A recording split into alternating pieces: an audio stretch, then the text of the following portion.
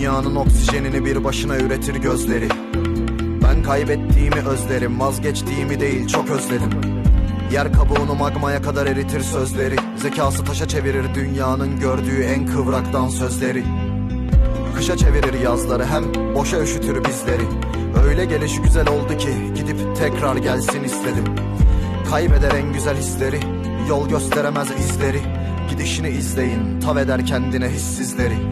Gitsen de geri gelsen hep, nefesin yapışsa enseme. Dert yerine bir defa el versene, sevinir seven sen seversene. Senden önce canım acımazdı, yaram çoktu ama acımazdı. Eski bir hatıra, acımasızdı, acımasızdı, acımazdı. 5 para etmez yokluğun, kar değil varlığın. Sıcağını ışığını çektiğinden beri üstümden karlıyım. Beyaz bir çığ kapladı coğrafyamın üzerindeki allığı. Yüzün yamaçlarımı aydınlatamadığından efkarlıyım.